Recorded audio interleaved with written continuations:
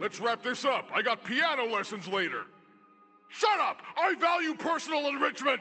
Whiskey Foxtrot, the rogue clone of Oscar Mike, serves as a damage dealer across a number of ranges, and, like other characters, becomes a dangerous threat once his mutations are unlocked, as they widely broaden his utility. Whether it's the story mode or the adversarial multiplayer, his Helix tree gives you a lot of creative freedom around how you'd like to utilise his abilities.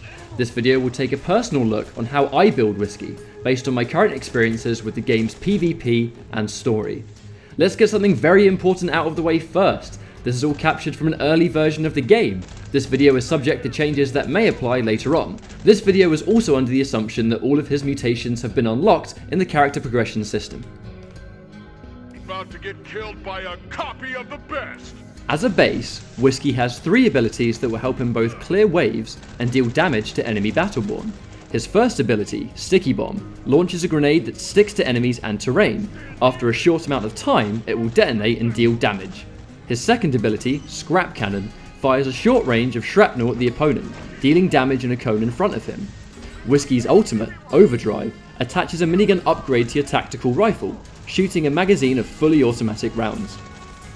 Think a clone trooper lived this long by playing fair? When you start at level 1, you're given 3 options with a mutation. When an enemy is stuck by your Sticky Bomb, they're slowed for 3 seconds on impact. Shooting an enemy with your Scrap Cannon will knock them backwards, and with the mutation, Scrap Cannon will do additional damage to shields. In both PvP and story, I feel like Whiskey's knockback is too useful not to select for a number of reasons. The slow effect is indeed useful, but in a well-balanced team comp, slows and stuns will be coming from your teammates rather than you, allowing you to prioritise knockback to keep the important larger minions away from your objectives, and giving enemy Battleborn a hard time advancing on you and your teammates, especially melee characters. This knockback will also become more useful when combined with higher level Helix options later. Level 2 will allow you to either mark an enemy with your Scrap Cannon, making the tactical rifle deal more damage to that target, or store 2 additional shots of your Scrap Cannon without needing a cooldown. I find myself using the 2 additional charges of the Scrap Cannon, as it doubles up nicely with the knockback effect from level 1. This also allows Whiskey to insta-clear thrall camps, push enemies and key minions a significant distance away from your objectives and teammates. Knocking back an enemy up close also gives Whiskey a defensive escape option he would otherwise lack. This doesn't kill you! Oh, the tetanus probably will. Level 3's options will purely come down to the player. Level 3 fits Whiskey's tactical rifle with a new scope.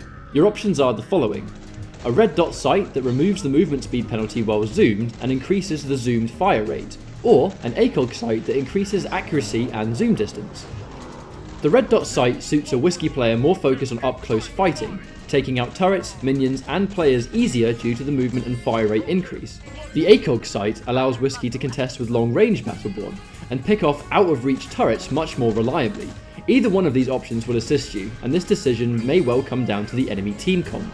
ACOG for a team with good range to contest, or red dot for a team with more up close group fight potential. This is where your damage starts to come online. With the mutation unlocked, you're presented with 3 options. The ability to either fire 3 sticky grenades in rapid succession, dealing less damage by themselves but more in total if all 3 hit the target, making your sticky grenade drain shields and health before detonation, or, with your mutation, which makes your sticky bomb split into a 3 grenade MERV mid-flight. The mutation option changes Whiskey's otherwise weaker ability to deal damage in an area and allows him to do just that. This makes his general wave clear stronger, his presence in a group fight more dangerous due to the larger splash damage, and his damage potential more effective as when spaced correctly, you can make sure all 3 grenades stick to a single target or objective. Once again, this MERV will go hand in hand with later levels and in my opinion is a crucial pick. Level 5 presents you with 3 kill skill options. This kill skill will apply on killing almost anything: minions big or small, enemy Battleborn, turrets and even large shards. Killing an enemy will either grant increased reload speed for 10 seconds, increased movement speed for 10 seconds, or, via mutation, gain health regeneration for a short time after each kill. I find myself always going for the health regeneration, as it regenerates 220 health over 10 seconds. It eliminates the need for Whiskey to return to base, as so many individual things will trigger the skill. You also don't really need to go for the increased reload speed option, as a later level will already increase the reload speed. I personally feel like it's worth having health regen and reload speed, rather than faster reload speed by itself. At level 6, you're presented with 3 more options. However, 2 of them are very important and once again change the utility of Whiskey Foxtrot. These Helix options will either shoot Whiskey Foxtrot backwards when firing his scrap cannon, increase the launch speed of his sticky bombs, or, with his mutation unlocked, transforms his sticky grenade into a napalm grenade, dealing up to 520 damage over 6 seconds. This is a choice between launching Whiskey with the scrap cannon or the napalm grenade. This is entirely dependent on your choice of playstyle and the map that you're playing on. Not only does the launching option give Whiskey more mobility with the scrap cannon jump, but it once again increases his dodge and escape options by giving him more mobility. However, his napalm grenade once again addresses his issues with general wave clear and area effect damage. When used in combination with the 3 split Merv grenade at level 4, it creates a massive area that will tick damage to any enemy that stands in it, making a good option for covering your team mid-fight or clearing a large wave single-handedly. Bear in mind, not all maps and modes require increased mobility and the option to reach high ledges. On Meltdown, for example, not only is it a flat map with no real vantage points, but wave clear is the most crucial thing to remain on the winning side, so the napalm grenade combined with the Merv 3 split will work wonders for clearing those waves. In my opinion, level 7 is a very simple choice with the exception of his mutation. You can either take taped magazines, which make every other reload much faster, or fire your tactical rifle in 4-shot bursts. As gear and previous Helix choices can naturally give you higher fire rate, it's much more beneficial to take the almost instant reload of the taped magazines, increasing your burst potential and ability to pump out constant damage. Your mutation will make your tactical rifle shots penetrate enemy shields by 25%, making Whiskey hurt much more versus shielded opponents. The only reason you may not go for this is because it's very likely that by playing as a damage dealer, you might be naturally building into shield penetrating gear anyway. This Helix choice will focus entirely on your scrap cannon. You can either widen the spread and density of the scrap cannon, or increase the range and tighten its spread. If you've already gone down the road of multiple scrap cannon charges, the same benefits of saving teammates is escalated with the increased range option. You can do the same job, but from much further away, making it frustratingly difficult for close range enemies to close distance on you. We keep up the theme of Helix options improving a single ability with level 9, this time focusing on your sticky launcher. You have the option to either decrease the cooldown time of the sticky launcher by 25%, or increase the damage output of the sticky launcher by 15%. At this point, you will almost definitely be at a late game stage. The decreased cooldown means that your already upgraded sticky launcher is at your disposal at a much faster rate.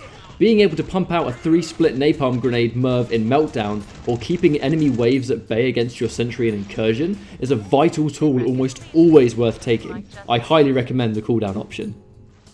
Finally, level 10 involves upgrading the effectiveness of Whiskey's overdrive. However, this one is a very easy decision to make. You can either increase the clip size of your overdrive, or give the overdrive the ability to ignore shields entirely. In the PvP, ignoring enemy shields is too strong of a tool to not take every single time. The only time you would go for the increased clip size is in the story mode, in missions where enemies lack any form of shield, so the increased clip serves a strong purpose for killing multiple minions in one go. Against human opponents, however, working with a team and capitalizing on a stun by channeling 75 bullets of shield ignoring crit shots gives Whiskey the ability to completely delete enemies on command. One final note on the shield penetration of his ultimate is that it bypasses overshields as well as regular shields, making a character like Ambra much easier to deal with when it comes to bursting her down. There's no doubt that Whiskey Foxtrot requires all of his mutations to become a serious threat. As a base, he can struggle on the initial damage front and lack solid area of effect damage to really break past the barrier of being a single target damage dealer. Once his character ranks go up, however, he completely changes. Put in the time to get those mutations and you definitely won't regret it. Obviously, this video is based on my own personal opinion with the time I've had with this character. The Helix gives you a complete blank canvas to be creative with how you want to play any character in the game at all. So, don't take my word as gospel. Go into the game, experiment with what works for you, and you'll have a lot of fun doing it. Thank you all for watching, and we'll see you on launch day. Never had a chance.